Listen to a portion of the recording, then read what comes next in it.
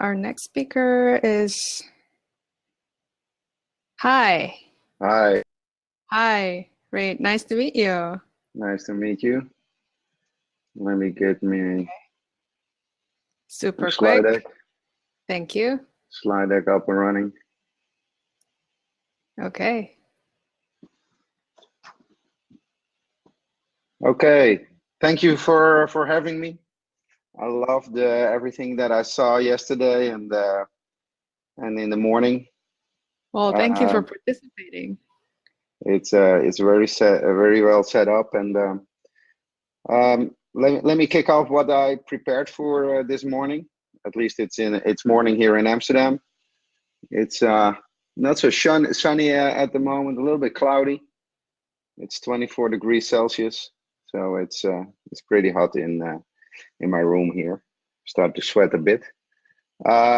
We're EOS Amsterdam. We're a candidate. We have been producing blogs for the last 3 weeks, and we dropped to 23, 24 a couple of days ago. So we're lacking a little bit of votes right now, a little bit of 2 million votes to produce blocks again. We're, I think, a little bit different than the rest of the block producers. We were co-founded with a lawyer because I saw that this EOS systems with the whole governance needed the specialty of an expert in arbitration, in law, in all the governance procedures that we're trying to implement with each other. So when we got together, Boymas, me, we really thought that this required a different approach than just have an IT operation and some software developers. So we invited Jetse Spruit to participate in our operation.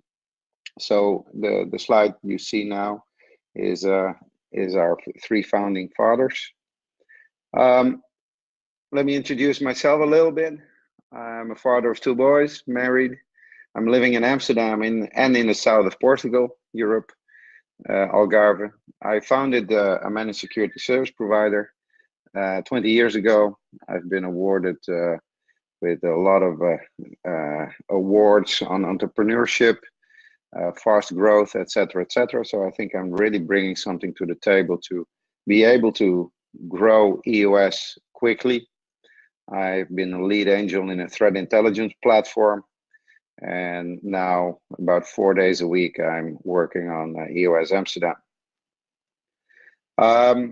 In Seoul, 2 of our management team members were there, Jetse, Sylvia, and of course Boymas. So 3 of us were in Seoul and Shanghai. So the other 2 you probably not met, but those 3 have been in Seoul and in Shanghai.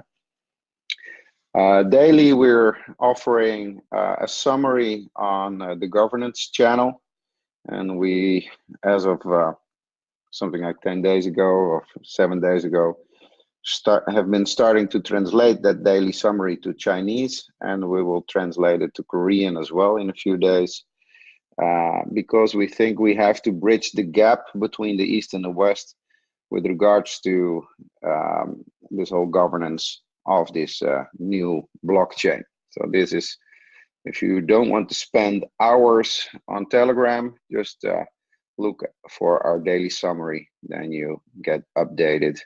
It's something like 2 pages a day. We try to keep it within that limit, so it's a 10-minute read maximum on what's going on the governance channel.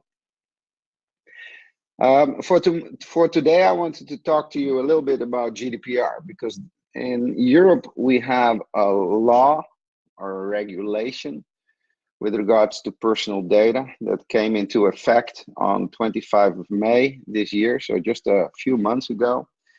And GDPR and blockchain are 2 a little bit challenging concepts to combine. So I would like to talk about that a little bit. What is personal data? Well, personal data, according to the GDPR definition, is a lot. It's behavioral patterns, it's geographically location, of course, it's your name, address, sexual orientation, religious beliefs. It's a lot. It's fingerprints, it's genetic information. There's a lot that is considered personal data according to this new law. In this law, says it has a lot of rights as an individual, and one of the rights is the right to be forgotten. You see it on the left bottom, and the right to be forgotten is of course contradictory to the blockchain, because when it's on the blockchain it's there forever. And so a lot of people say that this blockchain approach and GDPR cannot be combined. We disagree.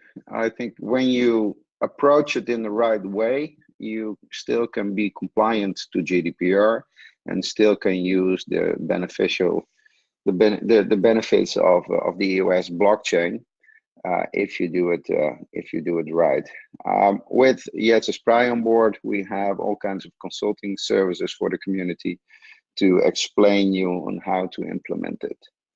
The main goal of the GDPR is data minimization. So if you're a company and you want to collect data, collect as minimum data as necessary to do your operation. Of course, we see a lot of companies collecting everything of you. Well, the GDPR is trying to limit this and maximizing the rights of the individual, so that you and it all has to do with consent. So if you want to be a client, then you approve to be a client of that company. And if you don't want to be a client anymore, you have the right to be forgotten. So that's basically, so minimizing the collection of data and protect the individual as maximum as possible. Well, with regards to the blockchain, that is still possible, but it needs a correct approach.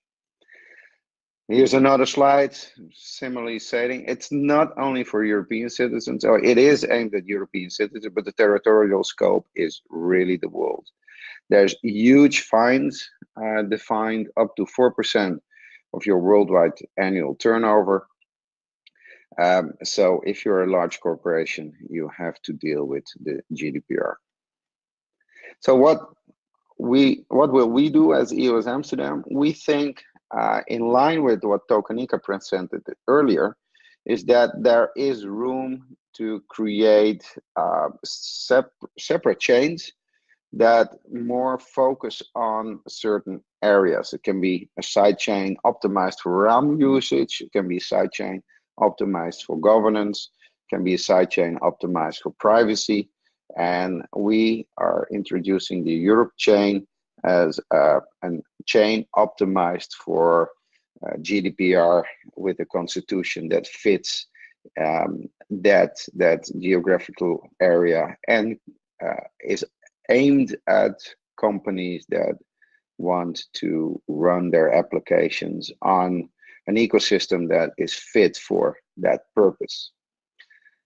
So a Europe chain is a mainnet sidechain, GDPR compliant, robust governance, law and code, and European depth focused. So that is something that we've been working on.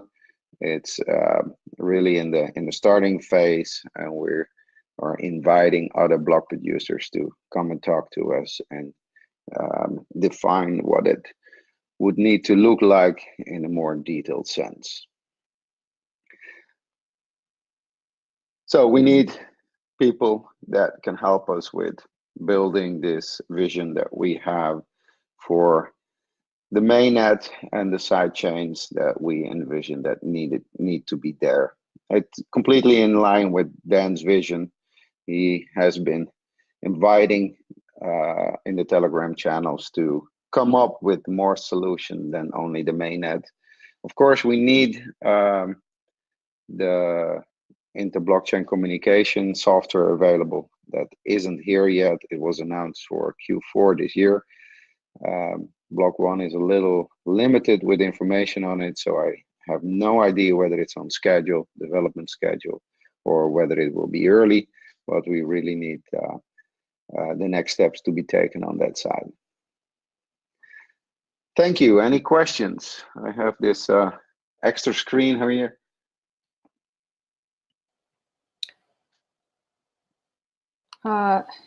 Thank you, Ray, for your awesome presentation. Yeah, I see. Thank you.